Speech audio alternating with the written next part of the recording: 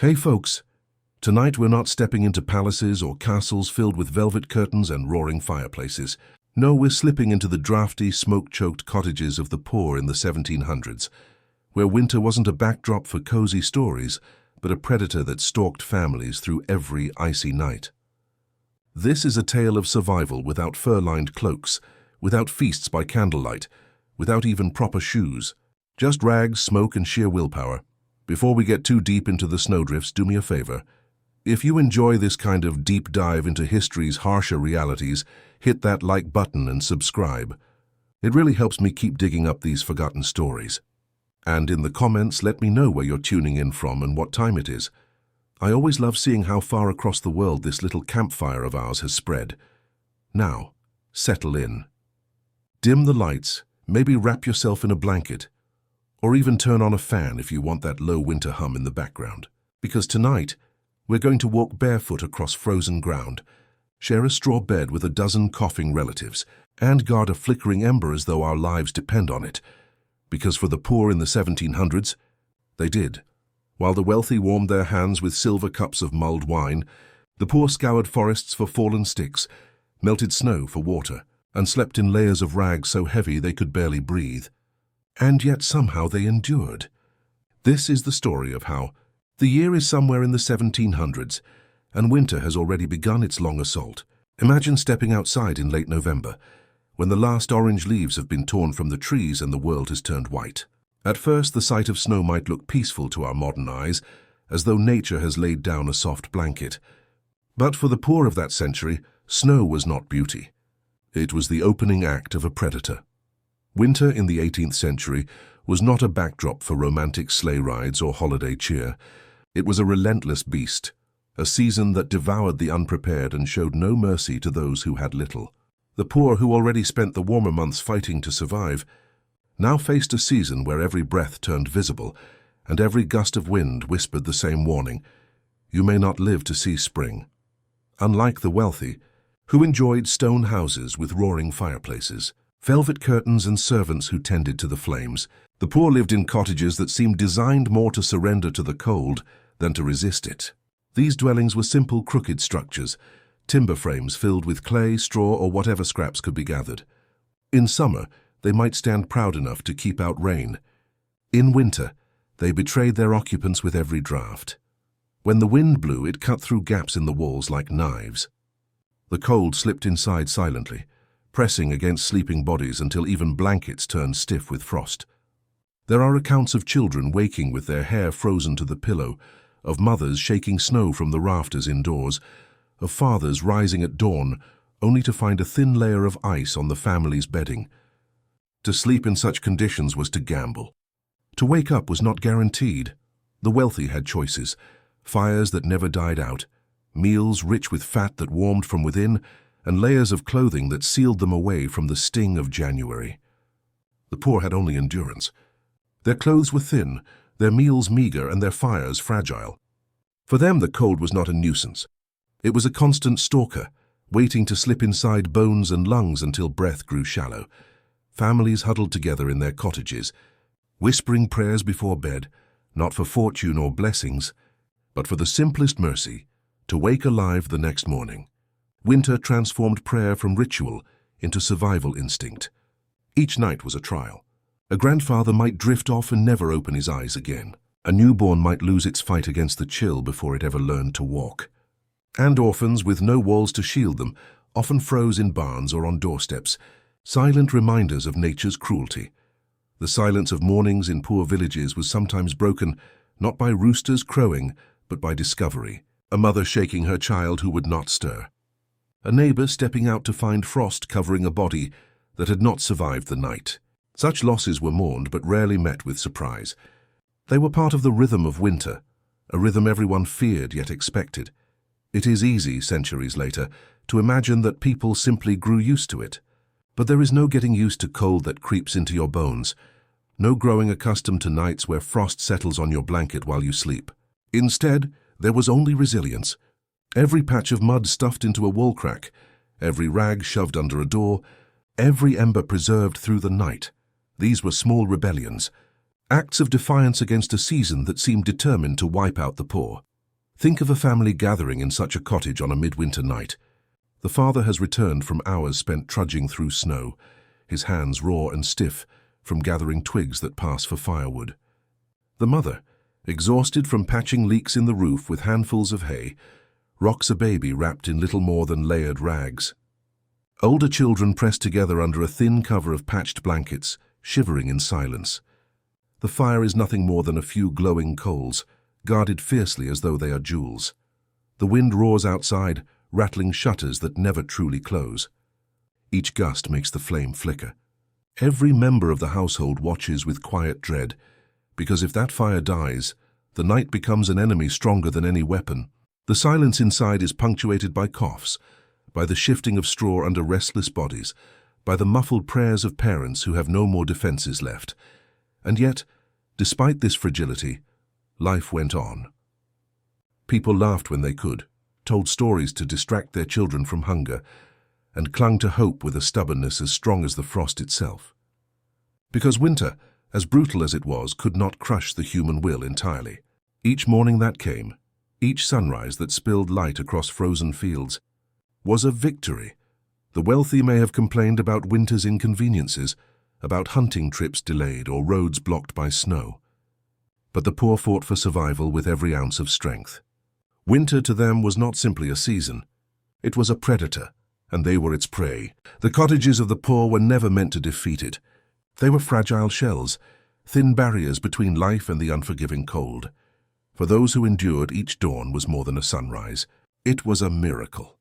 And in the telling of their struggle, we see the raw resilience of humanity itself, a determination to endure, even when nature itself seemed intent on their destruction. This was the beast of winter in the 1700s, a beast that devoured the weak, tested the strong and left its scars on all who faced it. For the poor there was no romance in snow, no joy in the turning of the year. There was only the fight, night after night, to outlast a season that wanted nothing more than to claim them. Imagine a cottage standing at the edge of a windswept field in the winter of 1700.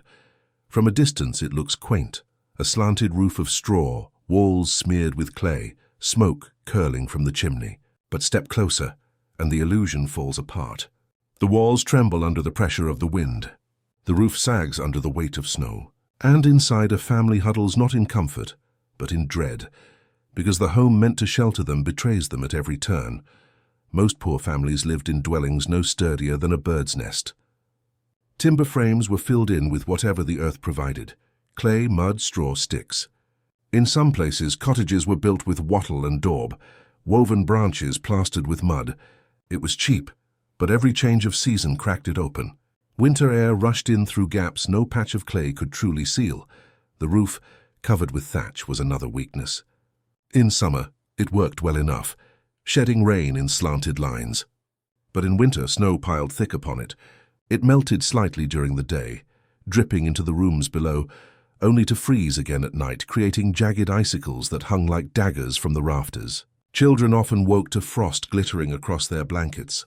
On the coldest nights, frost formed on the walls inside the cottage, shimmering but deadly, as though the family had been transported into an icy tomb. Windows were rarely windows in our sense of the word. Glass was far too expensive for peasants.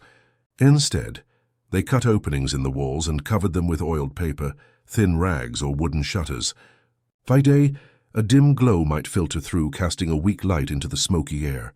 But at night, these barriers rattled in the wind, and cold drafts slid through them like invisible knives. Families sometimes hammered blankets over their walls, sealing themselves in darkness, sacrificing daylight for survival.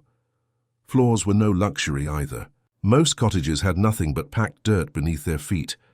In summer it was tolerable. In winter it froze hard as stone. Every step sent chill into the bones. Every attempt to sleep pressed bodies against the earth's icy grip. Families scattered straw across the floor as insulation, but the straw quickly grew damp and rotted. Rats, fleas, and mold thrived in the filth, turning every corner into a breeding ground for disease. When the first frost arrived, cracks widened in the walls. Thatch loosened on the roofs. Shutters banged open with the wind. Families fought back with desperate improvisation. Rags were stuffed into gaps. Hay was shoved between rafters. Mud was pressed into cracks, until the cottage looked patched together like a beggar's cloak. Children crawled into corners to plug holes where icy air whistled through. But every fix was undone by the next storm. Picture a night in such a home. Snow lashes the roof, the shutters slam against the frame. A baby whimpers as frost spreads across the wall behind its cradle. The father presses mud into a crack with numb fingers, while the mother nails a sack over the window. A child coughs in the corner, wrapped in rags, while a dog curls into the straw, its warm body another shield against the frost. This is not a home as we understand it.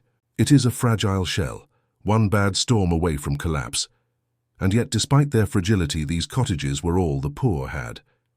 They patched them again and again, refusing to surrender, because walls, no matter how weak, were still better than the raw bite of the wind outside.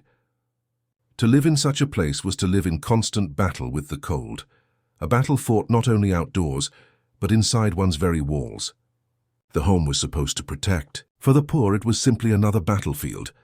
Every creak of the timbers, every drip of melting snow, every rattling shutter reminded families that winter had already broken through their defenses. Their fight was not against a distant storm, but against the very air that wrapped around them in their sleep. In the 1700s, for the poor, a home was never a fortress. It was a leaky, trembling shell where survival was always uncertain and where the cold always seemed to find a way in. If the walls of a cottage were fragile shields, then the fire was its beating heart. Without it, there was no warmth, no food, no life. In the 1700s, for poor families, fire was not a luxury. It was existence itself. The hearth stood at the center of every cottage, sometimes no more than a shallow pit lined with stone, other times a crude clay structure blackened with soot. Chimneys, if they existed, were rough and unreliable, spewing smoke as much as heat. Many cottages had no chimney at all. Instead, the smoke filled the air, stinging eyes and throats, turning the ceiling black with soot. But even choking smoke was better than the silence of cold. Firewood was scarce, and gathering it consumed more energy than it gave back. Men, women, and even children combed fields, forests, and riverbanks for twigs, broken branches, driftwood, anything that could burn. They carried their finds home in frozen hands, piling them in corners that always seemed too bare. When wood ran out, families turned to animal dung. Dried and stacked in crude bricks, it filled the cottage with acrid smoke. It stung the lungs and burned the eyes, but it was still heat, and heat meant survival. Fires were rationed like gold. A family never let flames roar. Instead, they let embers smolder, feeding them one stick at a time, carefully measured so the fire would last through the night. Some families didn't light a fire at all during the day, saving their scraps for the long hours of darkness when the cold pressed hardest. The fire became a guardian. Children learned to tend it as though it were alive, blowing gently on embers, arranging kindling just so, shielding the flame from drafts. To let the fire die was not just carelessness. It was dangerous negligence that could cost the family their lives. But fire was fragile. A single gust of wind through a wall crack could extinguish it. A shortage of wood could starve it into silence. When a fire went out, panic set in. Families rushed to neighbors, begging for a coal or ember carried home in a pot of ash. Matches did not exist.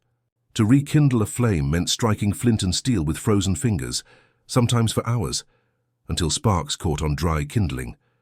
At night, families gathered around the fire in reverence. They stretched their hands and feet toward the glowing embers, soaking in what little warmth they could.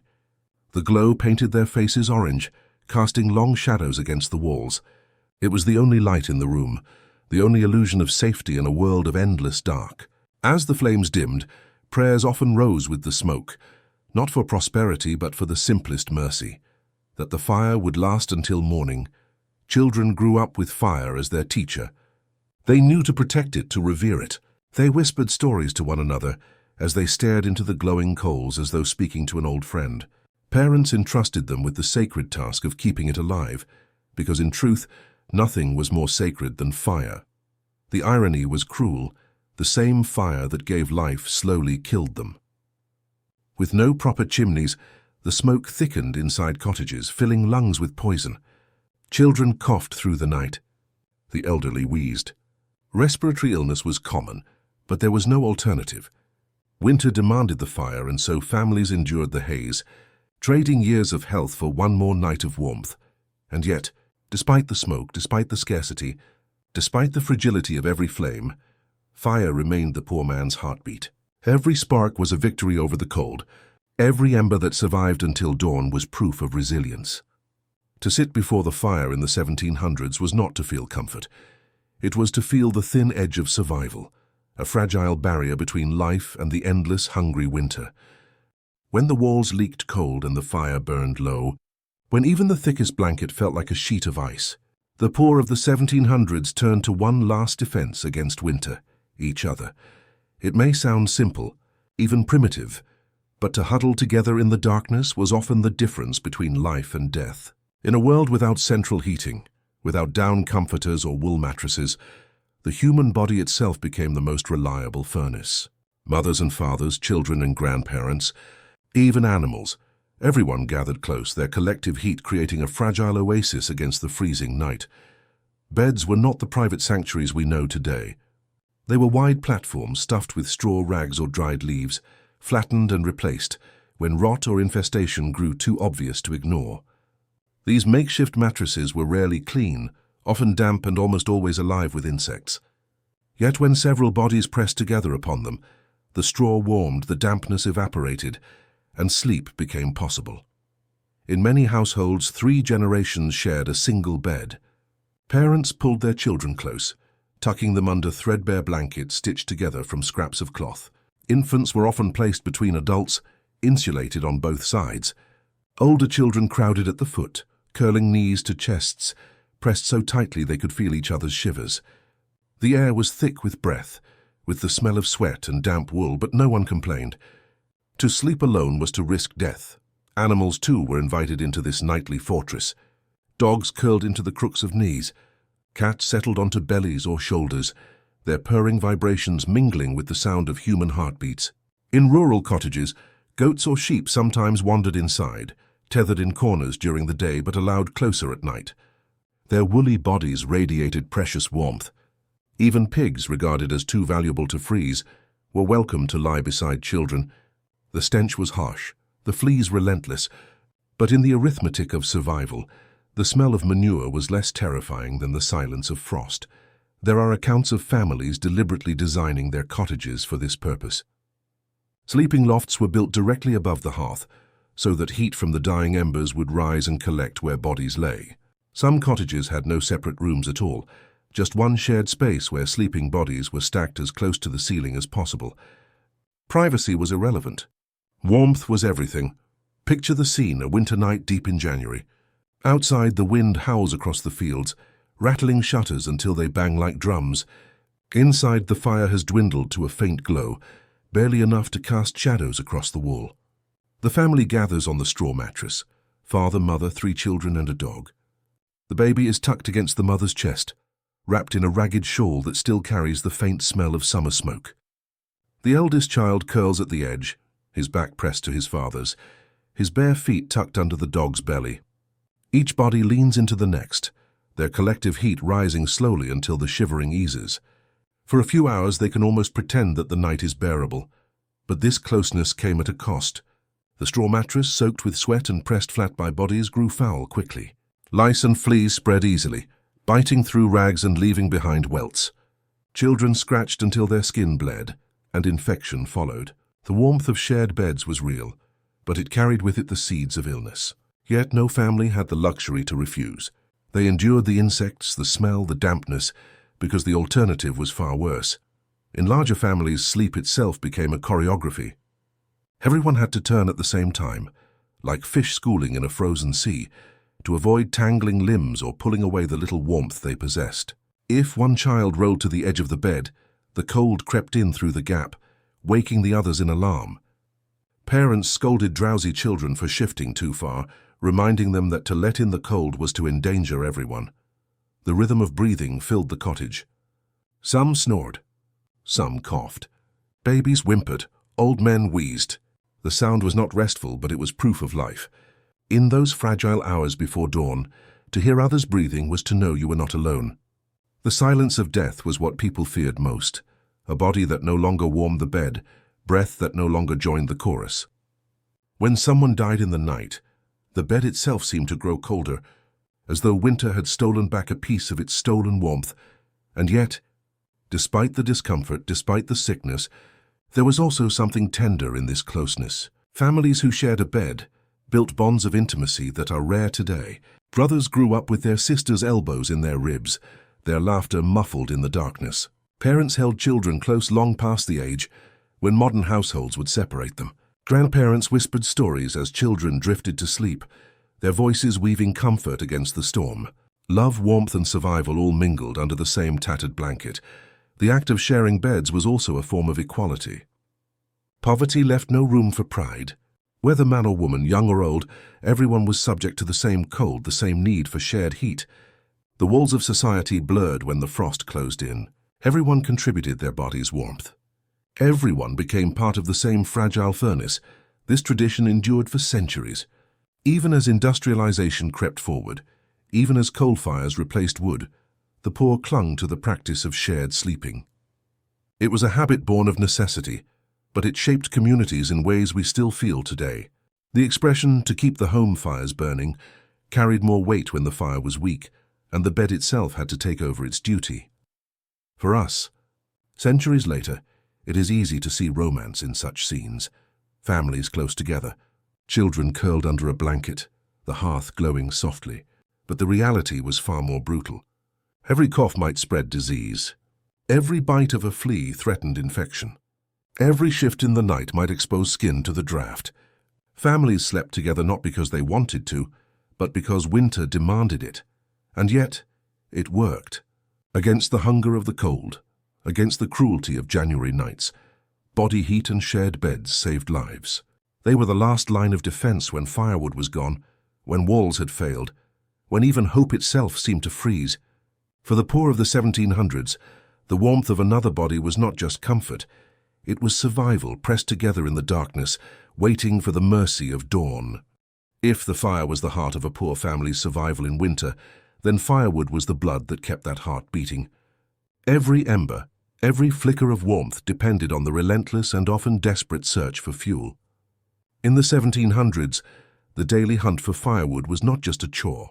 It was a ritual of survival, repeated endlessly, carried out by men, women, and even children, with hands already numb from the cold. In the wealthy estates, forests stretched wide, and noble families claimed ownership of nearly every tree.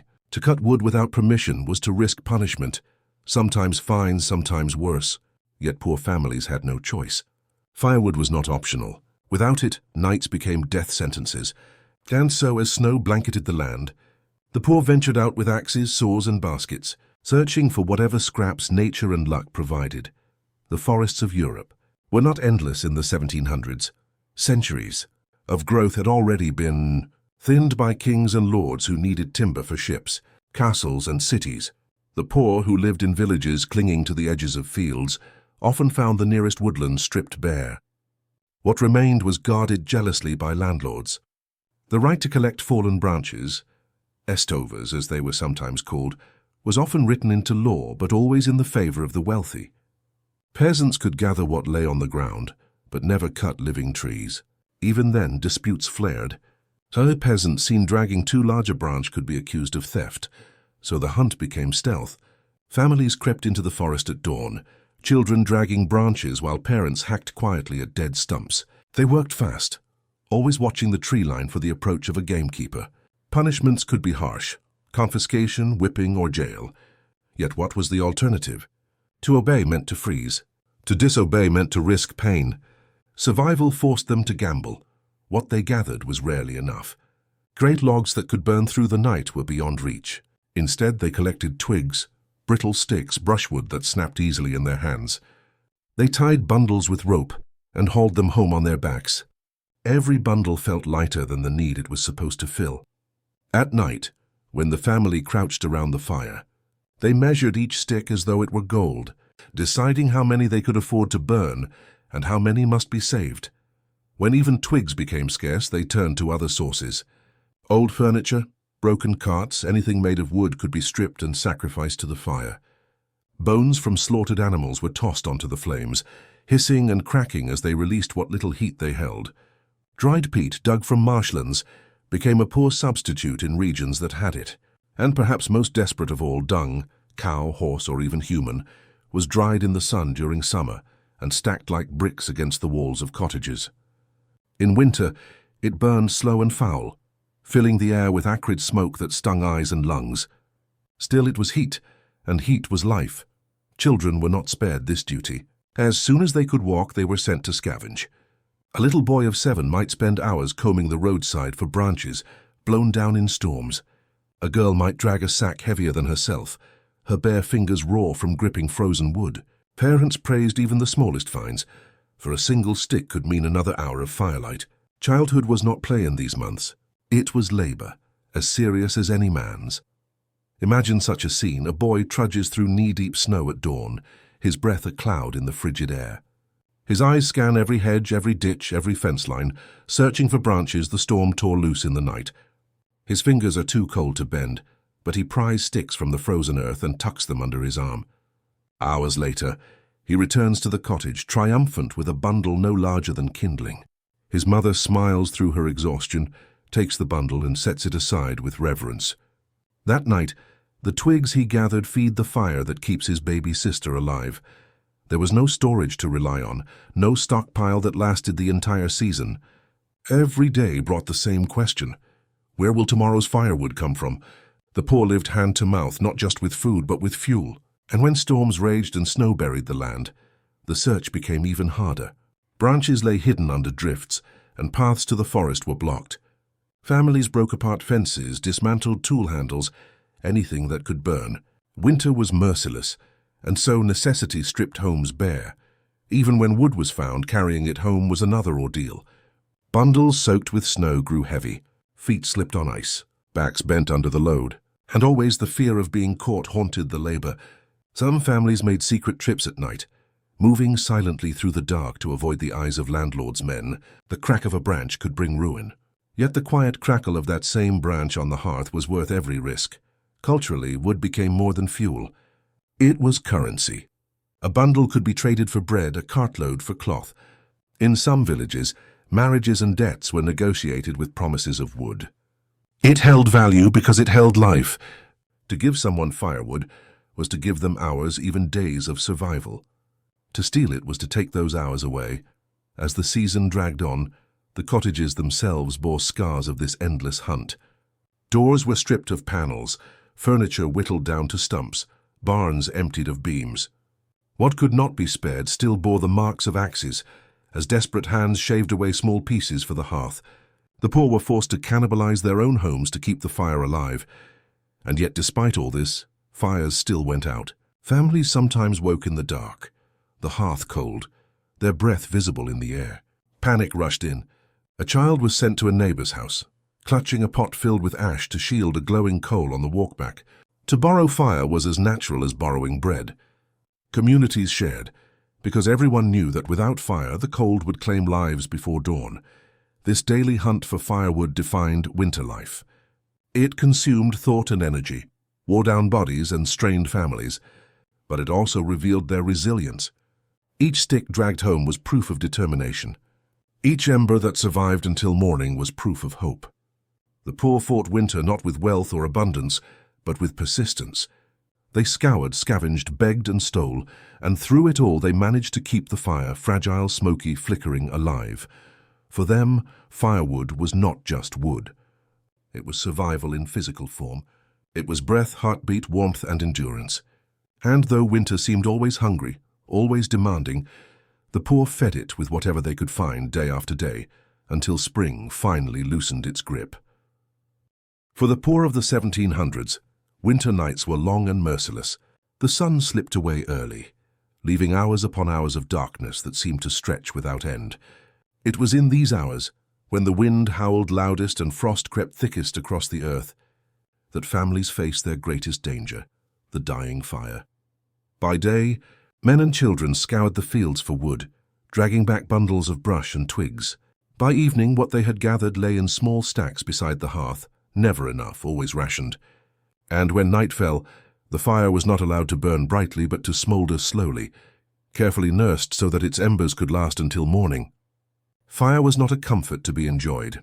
It was a patient to be cared for, a fragile life that demanded constant attention.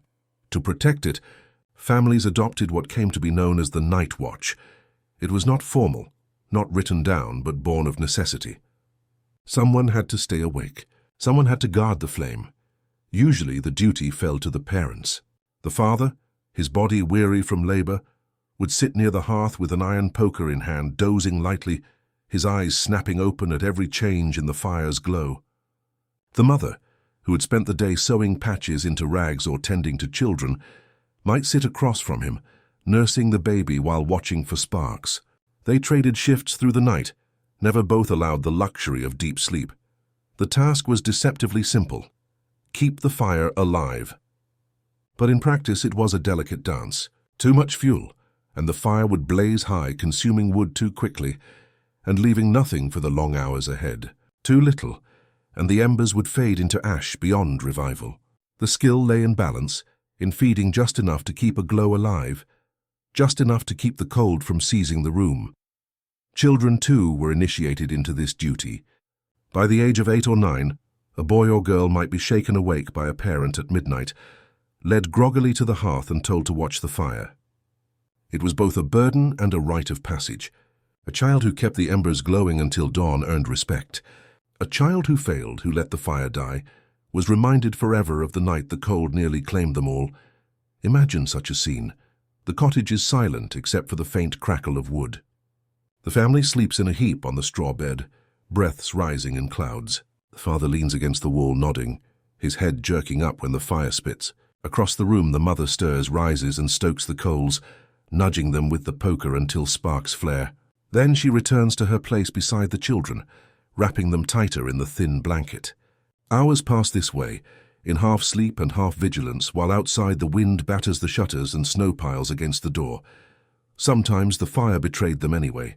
A gust of wind through a crack in the wall might scatter the coals. Damp wood might refuse to catch, smothering the embers in smoke. Families knew the terror of waking in darkness to find the hearth cold, the air inside as sharp as the air outside. In such moments panic gripped them.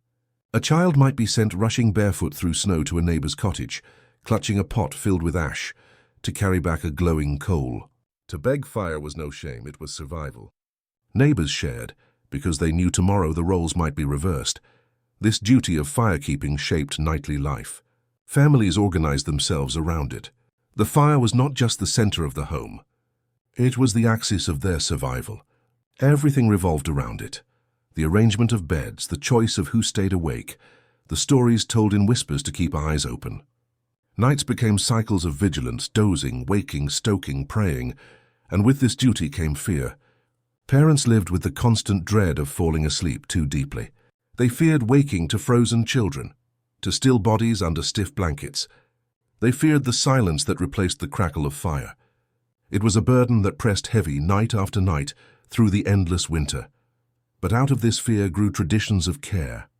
Parents passed down tricks, banking the fire with ashes to keep embers insulated, stacking wood in particular ways to slow its burn, placing stones in the fire to heat, and then moving them to the bed to release warmth gradually. Children learned these as lessons more important than reading or writing. To tend fire was to tend life itself. There was also a strange intimacy to these night watches. In the dim glow of embers, families shared moments of quiet closeness. Fathers whispered stories to children who stirred in the night. Mothers hummed lullabies. Grandparents muttered prayers. The hours were long, but within them bonds deepened.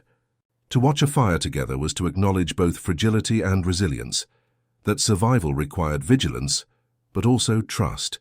Not all nights ended safely. Some fires died and were not rekindled in time. Some families lost children to the cold in the darkest hours. Stories of such nights traveled through villages, whispered warnings that sharpened the sense of duty in others. Never let the fire die, parents told their children. Never sleep too long. Never trust the night. These phrases became commandments etched deeper than any scripture, and yet despite the danger, despite the exhaustion, families endured. They guarded their embers with the same devotion that others guarded treasure. Each morning, when the sun's first light revealed smoke still curling from the chimney, it was a small victory, celebrated in weary smiles. The fire had lived, and because it lived, so did they. The duty of firekeeping was relentless, a nightly battle fought not with swords or guns, but with patience, vigilance, and the careful placement of sticks upon glowing coals. It was a battle fought in silence, in darkness, in the fragile hours when hope could so easily be extinguished. But it was also proof of the poor's resilience. They faced the long nights of winter, not with comfort or abundance, but with the stubborn will to guard a flame against the darkness. And in that flame, small and flickering though it was, lived everything: warmth, safety, survival, and the stubborn defiance of humanity against the cold. When we picture childhood, we often think of carefree play, of games in fields, of laughter that rings out in freedom. But for the poor children of the 1700s, especially in the grip of winter, childhood was not an age of innocence. It was an age of responsibility. Survival left no room for idleness, and the cold demanded labor even from the youngest hands. From the moment they could walk steadily, children were drafted into the family's war against winter. Their small bodies became soldiers in the battle to keep the fire alive, to keep hunger at bay, to keep death waiting just a little longer. Every twig they gathered, every pot of water they fetched, every rag they mended was a contribution measured not in chores, but in hours of life. The daily hunt for fuel fell heavily on them. Fathers often worked the landlord's fields or took day labor far from home. Mothers tended infants, mended clothes, and patched walls. So children were sent out, baskets in hand, to scavenge for wood. Barefoot or in crude shoes stuffed with straw, they trudged through snow, scanning ditches and hedges for fallen branches. When they found one, it was like striking treasure. Their fingers, stiff with cold, pulled it free, ignoring splinters and frozen bark. A bundle of twigs might not weigh much, but it burned, and burning meant warmth. Sometimes they ventured farther, into the edges of forbidden forests. Gamekeepers watched for grown men with axes, but children slipped under fences and hedges, their small figures overlooked. They dragged home what they could carry, branches too small for a man to bother with, but precious to families who rationed every stick. Many learned to walk quietly, to hide bundles under cloaks, to slip through shadows as if their lives depended on it, because often they did. Water, too, was their burden. Wells froze in the depths of winter, and rivers crusted with ice. Children were sent with buckets and sticks to break through, hacking at the ice until their fingers numbed. Then came the task of carrying the water back. A bucket that seemed manageable at first grew heavier with each step, and when they stumbled, the icy water soaked through their rags, freezing against skin before they reached the door. Mothers scolded them, not out of cruelty, but because spilled water meant another trip into the biting cold. Food chores also fell to them. Rats prowled storage pits, gnawing at the few potatoes and onions hidden away. Children were sent to guard the stores, or to fetch vegetables from cellars buried under snow. Some families sent their sons to set traps for rabbits or birds, though catching even one might mean standing still for hours in icy silence. Hunger was a cruel teacher, and children learned quickly that failure meant empty bowls. At night their work did not end. When parents were too weary, children were tasked with tending the fire. A boy of 9 might sit on a stool blinking against smoke, poking embers with a stick while his family slept. If he nodded off and the fire died, the morning would bring shame, anger, and possibly tragedy. The weight of that responsibility pressed heavily, carving adulthood into faces far too young. And then there was the cold itself. Rags passed from older siblings were patched and repatched until they fell apart. Shoes were rare. Many children went barefoot in snow, their feet wrapped in cloth or straw. Frostbite was common, leaving scars that lasted a lifetime. Some lost toes, some lost fingers. Yet the next day they were still sent out, because no one else could spare the time. Despite the harshness, children found moments of defiance. They made games of their burdens, turning scavenging into competitions. Who could find the longest stick, who could carry the heaviest bundle? They laughed even as their teeth chattered, because laughter made the work less bitter. In cottages, while patching clothes or shelling beans, they whispered stories, swapping tales older siblings had passed down. These small sparks of joy were not luxuries. They were survival of another kind, fuel for the spirit when bodies faltered. Yet winter left its scars. Malnutrition stunted growth. Constant labor bent backs early. Illness spread quickly among the young, whose bodies had little defense against pneumonia or fever. Families buried children every winter, their graves marked by crude wooden crosses, their names whispered in prayers. Parents mourned, but often with resignation. They knew the cold took the smallest first. Every child who survived until spring was a miracle. Still, the contribution of children was indispensable. They were not ornaments to a household. They were the glue that held it together. Without their labor, families might not have lasted a single season. Parents leaned on them, trusted them, scolded them, praised them. And children, in turn, accepted their role not with rebellion but with grim determination. There was no alternative. Winter was merciless, and every member of the household had to fight. Picture a winter morning in a poor village. The sun rises weakly, casting pale light across snowdrifts. From cottages, children emerge with baskets slung over shoulders. Their breath clouds the air as they scatter across fields and lanes, eyes sharp for twigs. Some carry buckets to the frozen well, beating ice with sticks. Others chase crows from gardens, trying to protect what little remains. Their voices carry on the wind, sometimes laughing, sometimes crying, but always working. Childhood and survival are one, and when night comes, when they curl into bed beside parents and siblings, pressed close in the straw, their bodies give warmth to the family. Even in sleep they serve. Even in exhaustion, they are part of the fragile shield that holds back the frost. The burden on children in the 1700s was heavy, perhaps unbearable by modern standards, but it forged resilience early, taught responsibility at an age when today's children play freely. For the poor, childhood was not spared by kindness. It was claimed by necessity, hardened by cold, sharpened by hunger. And yet in their small hands lay the survival of families. In their weary footsteps lay the hope of another dawn. They were the smallest, the weakest, but also the most essential. Winter pressed on them hardest, but in their quiet labor, their laughter in the snow, their vigilance by the fire, children carried families through the coldest months of the year. Clothing in the 1700s carried stories stitched into every seam. For the wealthy, garments spoke of status. Wool cloaks lined with fur, embroidered coats clasped with polished buttons, fine boots that gleamed even in snow. But for the poor, clothing was not fashion, it was survival. And survival meant making do with rags so patched, so threadbare, that they barely held together. A coat was never just a coat. It was armor against a season that sought to kill. But armor for the poor was pieced together from scraps, passed down from parents to children, then to younger siblings, until the cloth frayed into strands. Each garment bore the marks of desperate repair, stitches in uneven rows, patches cut from sacks, sleeves sewn from mismatched fabrics. A shirt might resemble a quilt, a patchwork map of poverty. Yet each stitch represented hours of work by hands that refused to give up. Layers were the only defense. A man might wear 3 shirts at once, none whole, but together offering the illusion of warmth. A woman wrapped herself in shawls and aprons, piling one over another until her arms stuck out stiffly. Children were swaddled in whatever scraps remained, oversized caps slipping over their eyes, stockings cut from old cloth, cloaks that once belonged to grandparents. The garments sagged, smelled of smoke and mildew, and did little to keep the cold at bay. But without them, death came quickly. Shoes were the rarest treasure. A sturdy pair could last years if patched and mended. Many families owned only one pair, passed between children as they left the house.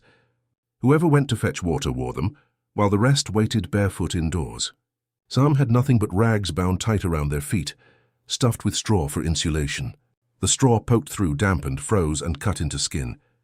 Toes cracked, bled, and sometimes turned black with frostbite. A lost shoe was not an inconvenience. It was a tragedy. Mothers wept quietly over children who went barefoot in snow, but they had no other choice. Leather was expensive, far beyond what most could afford. Shoemakers repaired what they could, but even repairs cost coins that the poor rarely had. And so families invented makeshift shoes from scraps of hide, old cloth, even bits of bark. They tied them with rope, knowing they would wear through quickly, but anything was better than raw feet on ice. Gloves were rarer still. Fingers were wrapped in strips of fabric or shoved into woolen caps, clumsy but slightly less numb. Hats were knitted from coarse yarn, pulled down low over ears, though often full of holes. Scarves and cloaks, when available, were tied across faces, leaving only eyes visible as frost gathered on the fabric. Yet many went without, their breath freezing in white clouds against raw skin. The clothing of the poor carried more than physical weight. It carried the burden of memory. A boy might wear a coat that once belonged to his father, now patched beyond recognition. A girl might walk in shoes too big for her, worn by two brothers before her. Every garment spoke of scarcity, of sacrifice, of survival, passed from one generation to the next.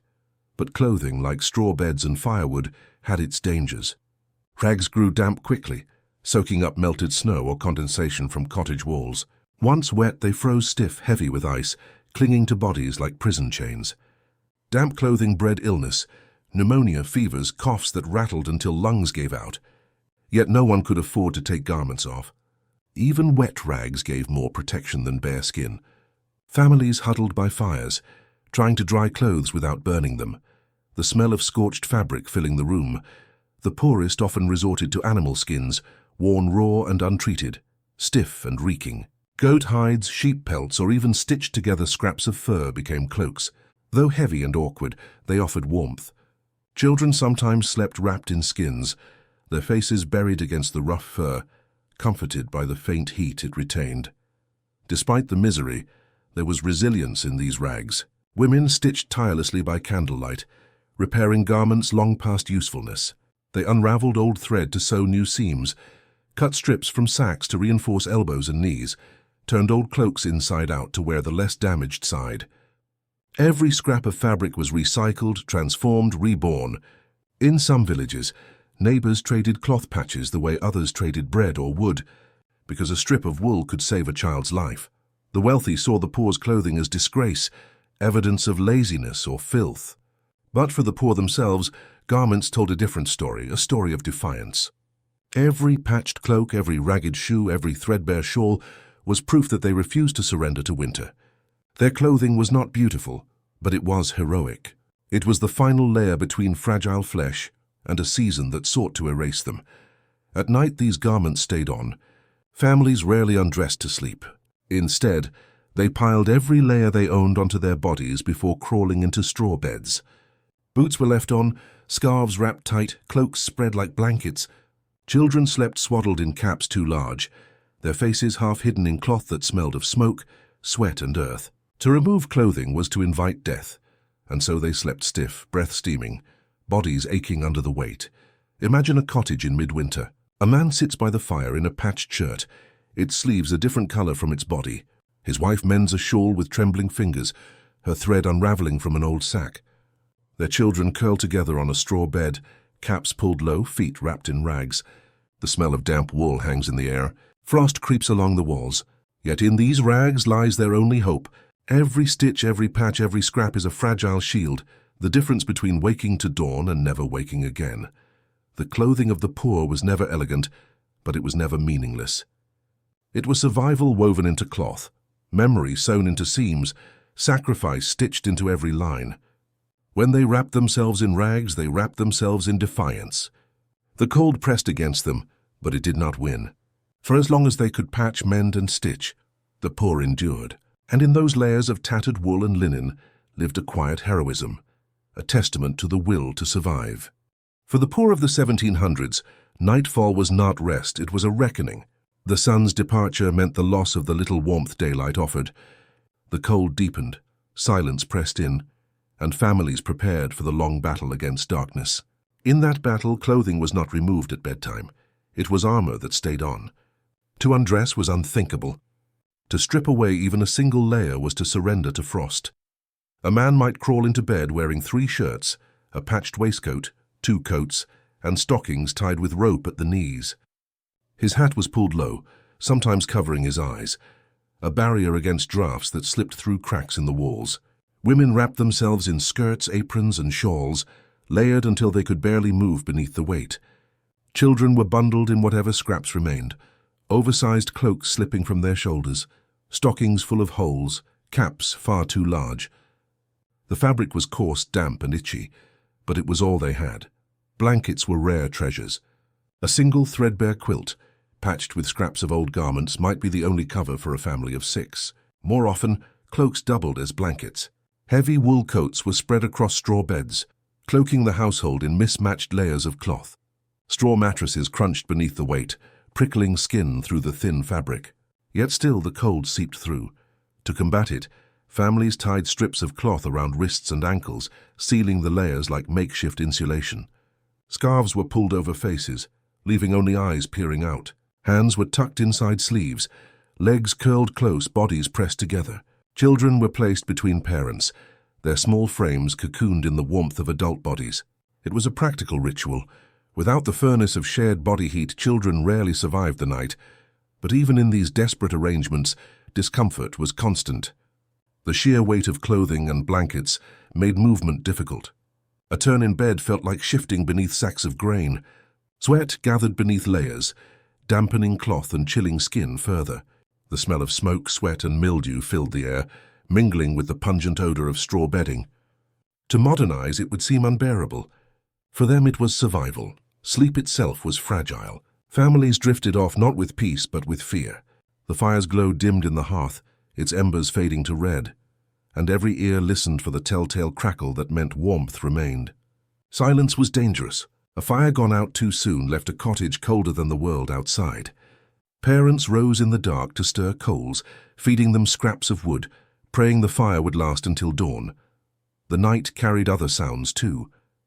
The rattle of shutters in the wind, the groan of timbers contracting in frost, the scratch of vermin in straw. Outside, wolves howled in the distance, their voices sharp on the icy wind. Stray dogs prowled near cottages, hungry enough to brave the cold. For children lying awake, these sounds became terrors, the whisper of death outside their walls.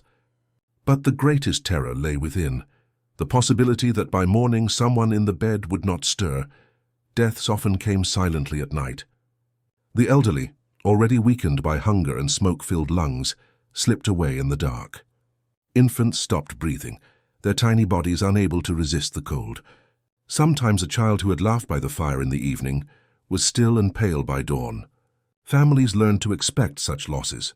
In many cottages, mourning began not with relief but with dread, checking each body, holding each hand, praying for warmth that signaled life. Because of this, sleep was restless, fractured, and shallow. Parents woke often, adjusting blankets, shifting children closer, checking embers. The midnight watch became a common practice, with one family member staying awake to tend the fire, staving off disaster. Even when no watch was assigned, mothers slept lightly, rising at every crack in the roof or cough in the dark. Rest was not rest, it was vigilance. Yet there was a strange intimacy in these nights. Families pressed together in rags and blankets became a single organism. Breath mingled, limbs overlapped, hearts beat in sync. A child's feet were warmed by a dog, curled at the end of the bed. A cat purred on a grandmother's chest. Bodies, human and animal alike, formed a fragile fortress against winter. There was little dignity, little comfort, but there was togetherness. And in that togetherness lay their greatest chance of surviving until dawn. The wealthy might have retired to feather beds, warmed by heated pans slipped between sheets, wrapped in furs and cushioned by velvet curtains. Their sleep was heavy, peaceful, uninterrupted by fear. The poor, by contrast, endured nights of dread and endurance. They lay awake counting the hours until first light, whispering prayers into the smoke-thick air, hoping the cold would spare them for one more day. Imagine it. A cottage in February. The fire reduced to faint embers, frost creeping along the inside of walls. A man sleeps with his boots on, a cap pulled to his chin. His wife lies beside him, skirts and aprons still tied around her waist. Between them, two children stir, their small breaths sharp and visible in the dark. At their feet, a dog curls close, its fur warm against their ankles. Above them, icicles hang from the roof, dripping faintly as they freeze again. The family clings to one another, shivering, waiting for morning. This was the reality of sleep in the 1700s for the poor. It was not rest, but survival disguised as slumber. Every night was a gamble, every layer a shield, every ember a fragile guardian. They went to bed not knowing if they would wake. And when they did wake, stiff and aching but alive, it was not comfort they felt. It was victory. Another night endured, another day won from the jaws of winter. When the fire burned too low and blankets proved too thin, the poor of the 1700s turned to a small, ingenious trick that often made the difference between life and death: heated stones. To us today it may seem simple, just a rock warmed by the hearth. But to families who had nothing else, it was a miracle, a poor man's substitute for luxury. The wealthy slept with brass bed warmers, metal pans filled with glowing coals, slid between feather mattresses to chase away the chill. They had hot water bottles of copper or porcelain, wrapped in cloth and tucked under the sheets. But the poor could not dream of such luxuries. What they had was stone, common, heavy, unyielding, and with it they found a way to cheat the cold. In the evening, before the fire was banked for the night, families placed stones directly into the flames. Smooth river stones were favored, gathered in summer when streams ran low, kept for this very purpose. Larger rocks were left in the heart of the fire, glowing faintly red before being lifted out with iron tongs or rough sticks.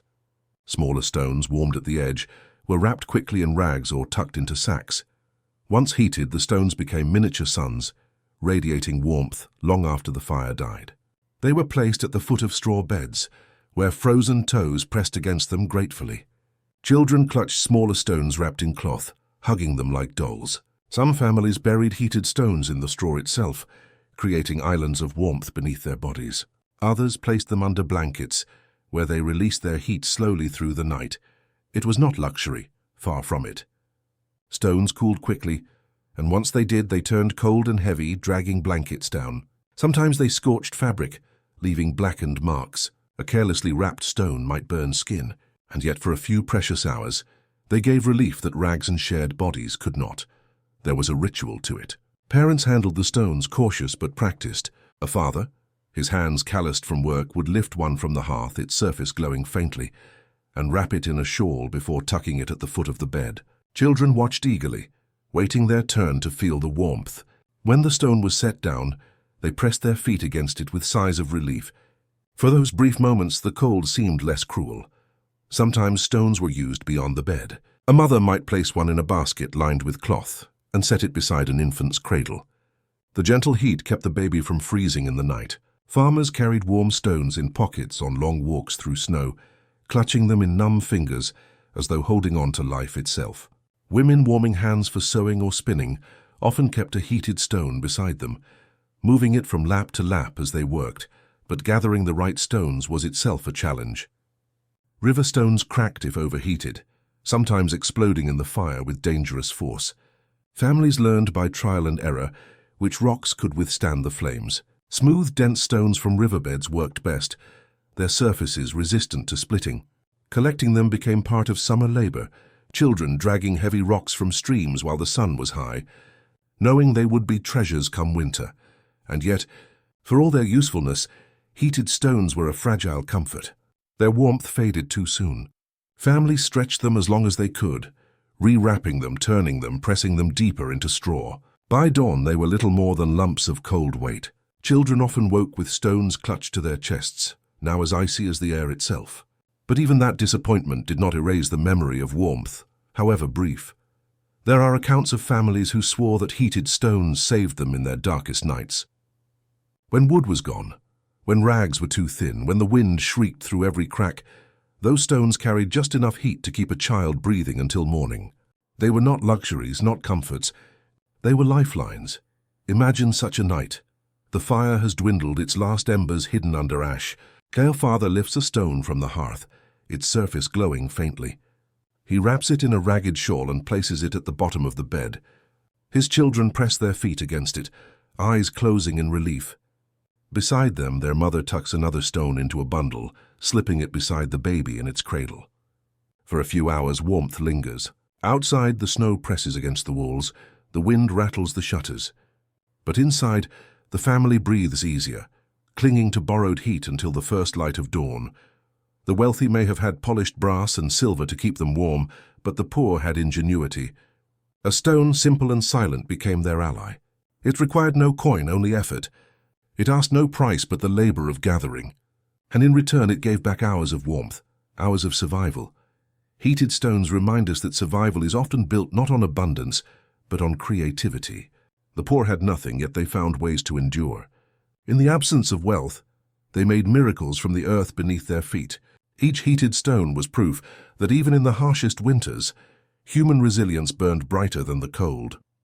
Fire might have kept bodies from freezing, but it could not fill empty stomachs. For the poor of the 1700s, hunger was the constant shadow of winter, pressing as heavily on families as the cold itself. If warmth was measured in embers, life was measured in mouthfuls, and too often there were none. Autumn was the season of storing. Families worked frantically after harvest to prepare for the months ahead. Potatoes, turnips, onions, and cabbages were buried in cellars or pits dug into the earth. Beans were strung to dry, apples sliced and hung, nuts gathered, grain sealed in sacks. But no matter how carefully they hoarded, the poor rarely had enough. A single bad harvest, a spoiled pit, or an infestation of rats could reduce their entire winter supply to nothing. By December, the bounty of autumn shrank to scraps. Families dined on stews so thin they resembled cloudy water, flavored by bones long since stripped of meat. Bread was stretched by mixing flour with ground acorns or bark. Some even added clay to fill the stomach, though it offered no nourishment. Hunger became a daily rhythm, waking to emptiness, working through weakness, going to bed with bellies gnawing at themselves. Children suffered most. Their bodies cried out for growth, but food was scarce. Mothers cut portions small, pushing their own bowls aside to give the little they had to their children. Fathers returned from long days of labor with hollow faces, hiding their own hunger, so that their families might eat a few spoonfuls more. The poor learned to mask suffering with silence. They ate slowly, savoring each bite as though stretching time itself.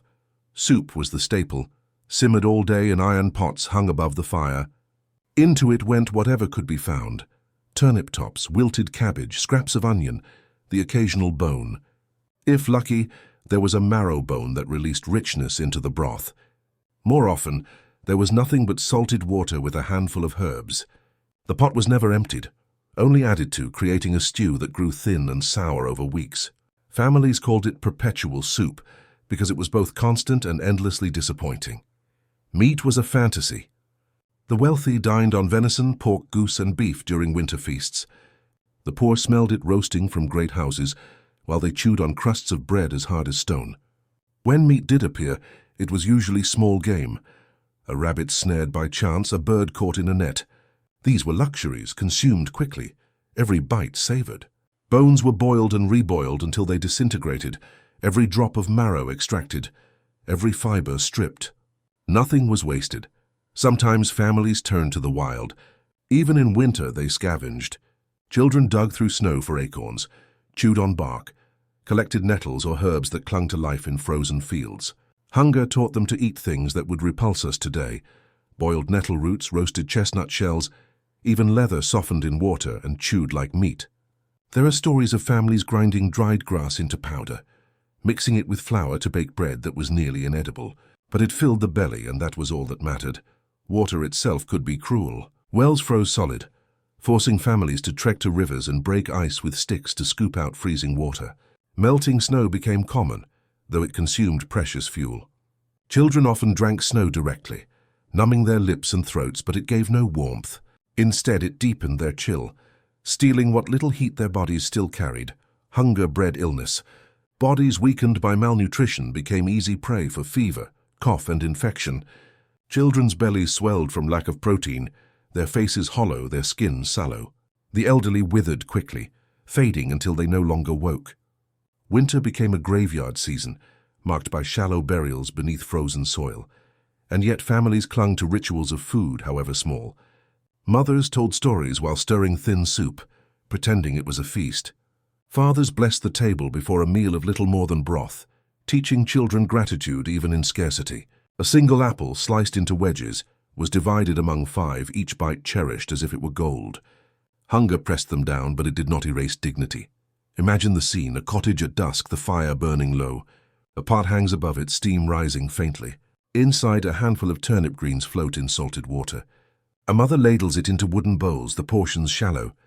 Children gather, eyes wide, clutching spoons.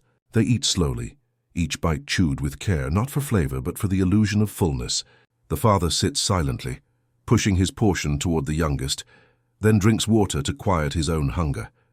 When the bowls are empty, they lick them clean, not a drop wasted. And then they lie down in straw beds, their bellies still hollow, waiting for sleep to dull the ache. The wealthy feasted at Christmas, their halls bright with roasted meats, puddings, and wine. The poor stood outside in the snow, catching whiffs of the feast, perhaps receiving scraps if charity was offered. But charity was thin, and pride often forbade begging. Most endured in silence, clinging to the hope that spring would bring relief. Hunger was more than a physical pain. It was a constant reminder of the gulf between rich and poor. The poor did not just suffer from lack of food, they suffered from the knowledge that plenty existed, but not for them. Hunger was injustice carved into their very bones, and yet in their suffering there was resilience. They learned to make meals from nothing, to stretch crumbs into sustenance, to find nourishment in places others would never look. Hunger tested them, but it also revealed their creativity and stubborn will.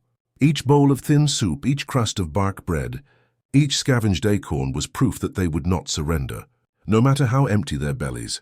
For the poor of the 1700s, hunger was not an occasional hardship. It was the rhythm of winter, as constant as the cold. It gnawed at them in the night. It slowed their steps in the day. It claimed the weak and punished the strong. But through it all they endured. Their bowls might have been empty, but their will to survive remained full. And that, perhaps, was the greatest feast of all. The fire was the heartbeat of every poor household in the 1700s. Without it, winter would kill within hours. But the same fire that kept families alive also poisoned them slowly, filling their lungs with sickness and their homes with death. For the wealthy, chimneys and flues carried smoke neatly out of sight. Their fires roared in stone hearths, ventilated and controlled. But for the poor, chimneys were rare luxuries. Many cottages had nothing more than a hole in the roof, and some had no outlet at all. Smoke from the hearth curled into the room, black and choking, clinging to rafters and walls. The air turned heavy, eyes stung, throats burned. Every breath became a bargain with survival. Children grew up in this haze. They learned to squint against the sting, to cough quietly, to endure watery eyes as the price of warmth. Infants lay in cradles beside the fire, their lungs filling with smoke before they ever learned to walk. Mothers soothed them with lullabies, their own voices hoarse from years of breathing soot. Fathers returned from work to sit by the hearth, hacking into rags, their coughs echoing louder than their words. The effects were insidious. Smoke weakened bodies already frail from hunger. It inflamed lungs, spread infections, deepened coughs until they rattled in the chest. Pneumonia, bronchitis, and what was later called consumption claimed countless lives. Families often blamed the cold for these illnesses, but the true killer lay in the very air they breathed each night. Imagine a winter evening inside a cottage. The fire burns low, smoke spilling from damp wood. The mother bends over a pot, stirring soup, her eyes streaming. A child sits beside her, coughing into his sleeve, each breath labored. In the corner, the father leans against the wall, his chest heaving with a wheeze that will not go away. Above them, the ceiling is blackened with soot, and frost glitters faintly on the rafters. The family eats their meal in silence, the taste of smoke clinging to every bite. This was not an exception, it was the rule. Even when chimneys existed, they were crude. Smoke seeped back through cracks, filling the room regardless. Repairs cost money, and landlords rarely invested in the homes of their tenants. The poor had to choose, endure the smoke or let the fire die. There was no middle ground. The smoke carried more than illness.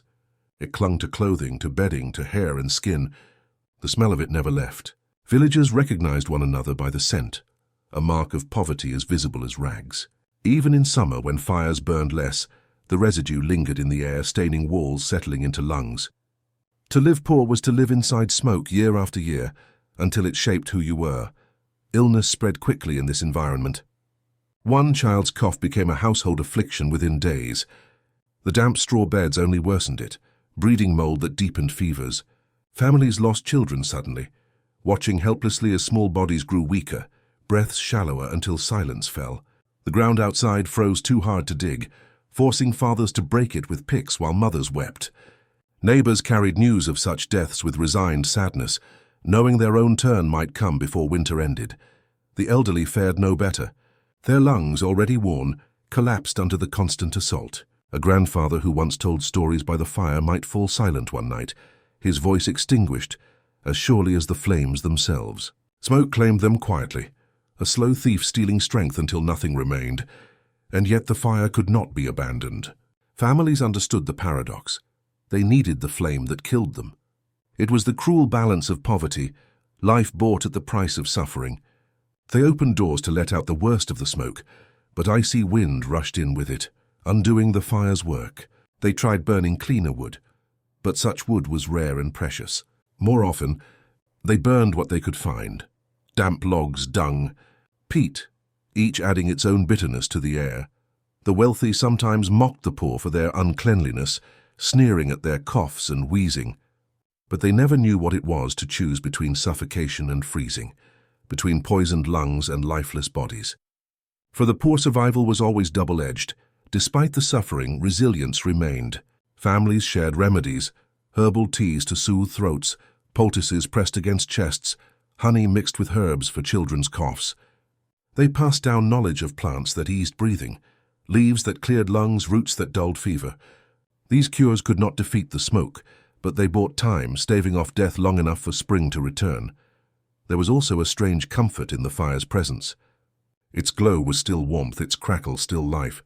Families gathered close to it, coughing together, enduring together. In its haze they told stories, whispered prayers, sang songs that carried them through the night. The fire was their enemy and their friend, their poison and their salvation. Picture the morning after a smoky night. A mother shakes out blankets blackened at the edges, the smell of soot rising thick. A father scrapes black crust from the hearthstones, his breath rattling. Children rub their eyes raw, tears streaking down soot-stained cheeks. And yet, as the embers spark back to life, they gather again, leaning into the warmth despite the cost, because without it, they would not live to see another day. The smoke was a slow killer, invisible and relentless, but it also became part of the rhythm of life, endured because there was no choice. The poor of the 1700s lived and died by fire, their lungs filled with its poison, their hearts warmed by its glow. In every cough, in every wheeze, in every soot-stained wall, the truth was written. Survival demanded sacrifice, and winter demanded more than most could give. Yet they endured. They breathed smoke, they coughed through nights, they buried their dead. And still they rose each morning to face the cold again, because the fire, for all its cruelty, was the only ally they had. Winter nights in the 1700s stretched on endlessly, as if the sun itself had abandoned the poor. By late afternoon, the world was already sinking into shadow. By early evening, darkness pressed against every wall, heavy and complete. And once darkness came, it stayed for nearly half a day. In that long silence, fear took root. For families already exhausted from hunger and cold, nightfall was not rest but trial. The fire was banked low, embers hidden under ash to last until dawn. Beds of straw creaked beneath layers of bodies. Yet no one truly slept. The silence was too thick, the dangers too real. The first fear was the cold itself. As the fire dimmed, frost crept inside. It formed along the edges of walls, spread across windows like veins of ice, and sometimes appeared on blankets, sparkling faintly in the dim glow. Breath hung in the air, white and ghostly. To stir from under covers was to invite a rush of icy air into the fragile cocoon of warmth. And so families lay still, conserving heat, listening to the creak of timbers and the sigh of wind outside. But the cold was not the only enemy. The night carried other terrors. Shutters rattled in the wind, sometimes slamming so hard they seemed ready to tear free. Roof beams groaned beneath the weight of snow. Icicles cracked and fell, shattering on frozen ground like glass. Each sound made families stir, hearts racing. Every noise was a reminder that their homes were fragile shells, never far from collapse. Then there were the animals. Wolves still prowled the edges of villages in the 1700s, their howls echoing through the dark.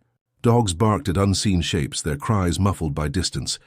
Rats scurried inside cottages, bold enough to gnaw on stored grain, loud enough to wake children. Sometimes cats hissed into shadows, their eyes reflecting the fire's glow. To children lying awake, these sounds were proof of monsters lurking just beyond the walls. Most frightening of all, though, was silence. When the wind stilled and the night grew utterly quiet, fear deepened. Silence meant the fire might be fading, its crackle gone. Silence meant someone in the bed might no longer be breathing. Parents reached out in the dark, touching children's faces, pressing their fingers to small chests, relieved to feel the faint rise and fall. The silence of death haunted every night, because death came quietly in winter. The elderly often slipped away in their sleep, their shallow breaths growing slower until they ceased altogether. Infants, too fragile to withstand the cold, stopped crying in the night, leaving mothers to wake to stillness. Each dawn revealed tragedies. A body stiff in the bed, a child whose breath had vanished. And so every morning began with fear, families checking one another, praying for warmth beneath cold skin. This constant dread shaped the rhythm of the night. Families divided themselves into watchers and sleepers. One parent sat upright by the fire, eyes half closed, stirring embers with a stick whenever they dimmed too far. Children sometimes shared this duty, their eyes wide with pride and fear as they took their turn. Even those who slept did so lightly, waking often, shifting positions, listening for signs of danger. No one gave themselves fully to rest.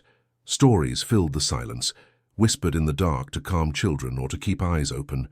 Tales of saints who endured winters, of neighbors who survived harsher storms, of spirits who walked the night, all served as both comfort and warning. Songs were hummed softly, prayers murmured over the dying fire. In these rituals, families found a fragile peace.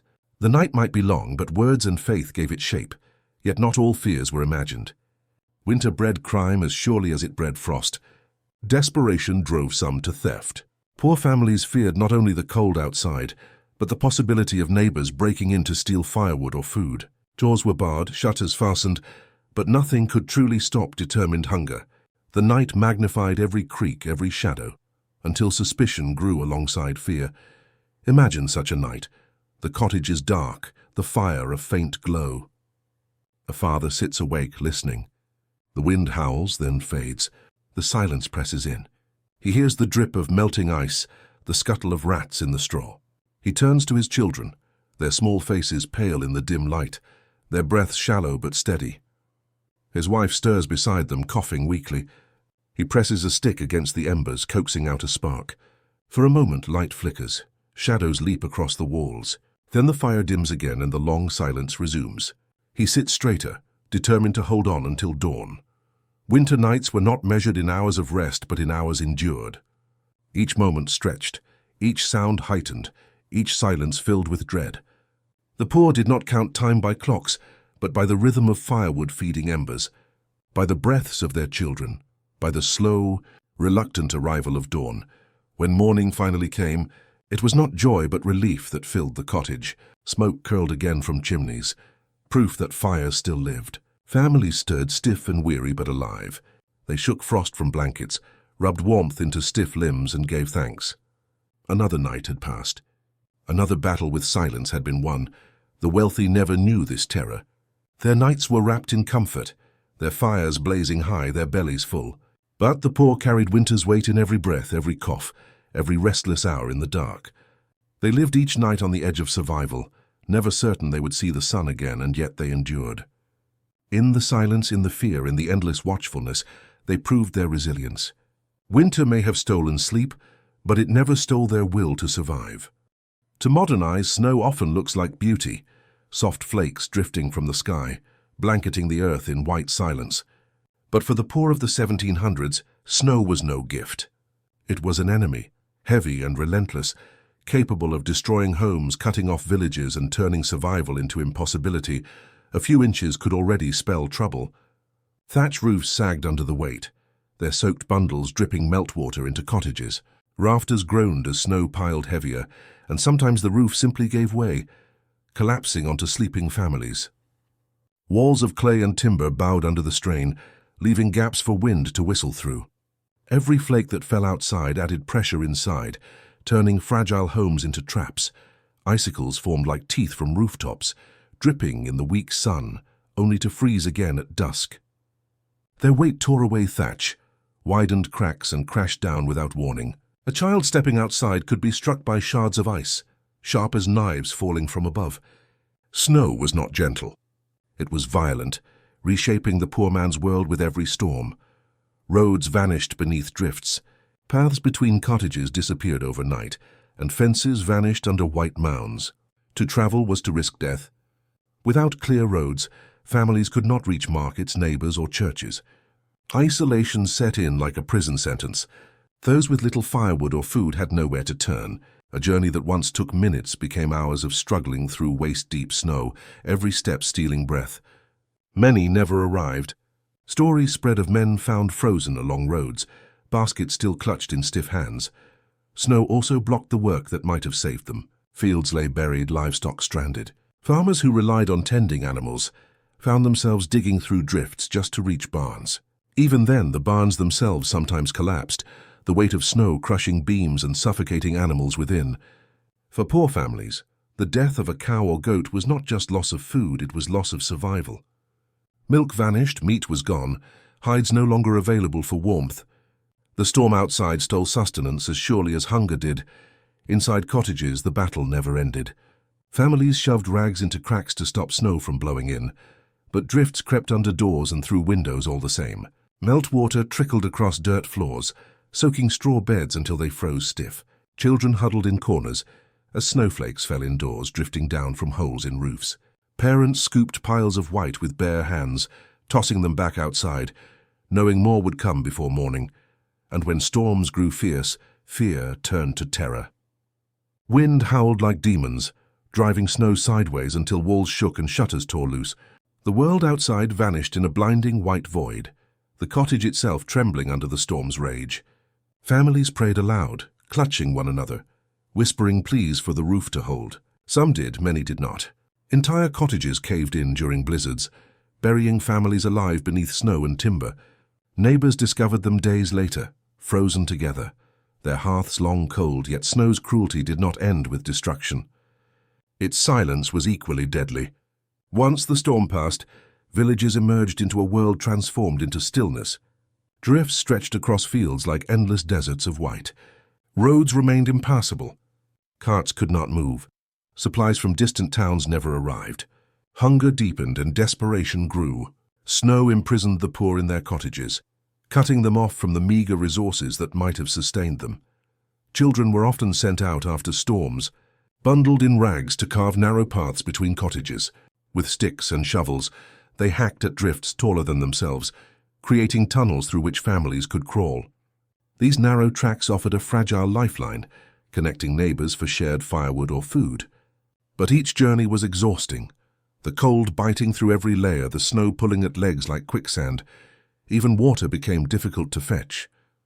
Wells froze solid, buried under snow. Families hacked through drifts with axes, only to find the bucket ropes frozen stiff. Rivers were no better, their surfaces thick with ice.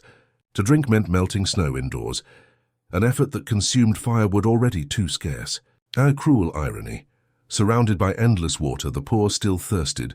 Despite its beauty, snow became a constant reminder of class. The wealthy shoveled their estates with the help of servants, cleared their roads with teams of horses, and feasted inside warm halls while storms raged outside. The poor had only their hands, their sticks, their rags. For them, snow was not scenery. It was suffocation. Imagine such a storm. The cottage walls shudder, the roof moans under weight. Inside, a family crouches by the fire, eyes wide, listening as snow piles against the door. Hours pass in darkness, the sound of the storm louder than any prayer. When morning comes, the door will not open. It is sealed by drifts taller than a man. The father claws at it with bare hands until his knuckles bleed. At last, light spills in, revealing a world buried in white. He stares at the endless snow and knows survival just became harder. Snow for the poor was not wonder. It was enemy. It attacked from above, pressed from outside, seeped within. It buried roads, smothered barns, collapsed roofs, froze wells, and starved families. Every flake was a warning, every storm a trial. And yet, even against this enemy, the poor fought back. They dug, patched, carried, and endured. They shoveled with broken tools, melted snow for water, rebuilt walls that fell. Snow pressed them down, but it never fully defeated them. For each storm that came, each family that survived stood as proof of resilience. The beauty we see in snow today was, to them, the face of hardship. It was the white shroud of winter, the cold veil of hunger, the enemy that came without rest. But within the struggle, within the digging and patching and praying, there burned a defiance stronger than the storm. Winter was cruel to everyone in the 1700s, but it did not strike all with the same force. For the poor, it was a season of fear, hunger, and fragile survival. For the wealthy, it was discomfort at worst, an inconvenience marked by snow-blocking carriages or the cost of extra firewood. The divide between rich and poor widened most visibly in winter, when the contrast between warm mansions and frozen cottages stood as stark as frost on glass. The rich sat in homes of stone and brick, their thick walls shielding them from drafts. Windows were fitted with glass panes, sometimes even double-glazed, keeping out the cold while letting in the pale winter sun. Curtains of velvet or wool were drawn across them at night, trapping warmth. Fires roared in grand hearths, fueled not by scavenged sticks, but by endless stacks of oak and pine cut and carted by servants. Smoke rose lazily from tall chimneys, proof of abundance. Inside, warmth wrapped around them like a cloak. Rugs covered wooden floors, feather mattresses cradled their bodies, and bed curtains held in heat. If the air grew chilly, brass bed warmers filled with glowing coals slid between sheets, banishing cold within moments. They dined on roasted meats, drank hot wine, and sat by fires in wool coats lined with fur. For them, winter was not a predator, but a passing guest tamed by wealth. Meanwhile, the poor endured a different world. Their cottages rattled in the wind, walls cracked and patched with mud. Windows were rags or oiled paper, useless against the frost. Fires were feeble, sputtering on brushwood or dung, their smoke filling lungs instead of chimneys. Floors of frozen earth bit at bare feet. Straw beds, damp and crawling with vermin, offered no cushion against the cold. Food showed the contrast even more brutally. While noble households feasted on venison, goose, and puddings rich with butter and sugar, the poor ate thin broth flavored with bones, or bread baked with bark to stretch the flour. At Christmas, lords carved great roasts for their tables while peasants outside hoped for scraps, watching the glow of feasts they would never taste. Hunger gnawed at the poor while the wealthy loosened their belts after meals. Clothing was another marker. The rich dressed in wool cloaks lined with fur, their feet protected by sturdy boots, their hands in leather gloves. The poor wore rags patched beyond recognition, straw stuffed into shoes, scarves wrapped in desperation. Children went barefoot in snow while noble children rode sleds wrapped in fine wool. The same winter wind blew through every village, but it touched bodies differently, brushing velvet for one, freezing flesh for another. This divide was not lost on the poor. They saw the smoke rising from manor chimneys, thick and steady, while their own fires died by midnight. They heard the laughter of banquets, muffled through frosted glass while they whispered prayers in silence. Winter reminded them of their place, not only in nature's order, but in society's cruelty. The cold was impartial, but wealth made it survivable. Poverty made it deadly, and yet even the wealthy could not fully escape. Roads blocked by snow halted trade, and isolation reached everyone. Letters slowed, supplies dwindled, and even noble families grumbled when shipments of imported coal or wine were delayed. But inconvenience was not the same as survival. Their granaries held food, their servants kept fires burning, their homes stood firm. They could afford to complain. The poor could not. Sometimes the divide sharpened into cruelty. Landlords raised rents even in winter, demanding payment from tenants already starving. Gamekeepers patrolled forests fiercely, punishing peasants who stole wood or game to survive. The law protected wealth, not need. A poor man caught with an armful of branches might be whipped or imprisoned, while the lord of the estate dined on roasted boar beside a roaring fire. Yet there were moments of fragile mercy. Some wealthy families, especially under the influence of churches, offered charity. A sack of grain, a blanket, firewood left at the door. Parish relief sometimes provided bread or coal to the poorest households, but such gifts were never enough, and they carried a sting of pity. Charity reminded the poor of dependence, of a system designed to keep them on their knees. Imagine the scene of contrast in a single village. At the hill's crest, a manor glows with candlelight. Inside are family feasts, servants tending to platters of steaming meat. Laughter rises above the crackle of fires. Below, in cottages half buried in snow, families huddle in rags, sipping thin soup by smoky embers. They hear faint echoes of music from the manor, carried by the wind while their own children cough in the dark. 2 winters, 2 worlds, separated by wealth, bound by geography, divided by everything else. The poor bore the brunt of winter's cruelty, but they also bore its lessons. They learned resilience, adaptation, and solidarity. While the wealthy depended on abundance, the poor depended on one another, sharing embers, dividing crusts, patching clothes together. Their suffering was harsh, but their endurance was profound. The divide between rich and poor in winter was not simply about comfort. It was about survival. The rich survived easily, cushioned by wealth. The poor survived only by willpower, creativity, and sacrifice. And in that difference lay the truth of the 1700s. Winter did not make all equal. It revealed the chasm that society itself had dug, one fire at a time.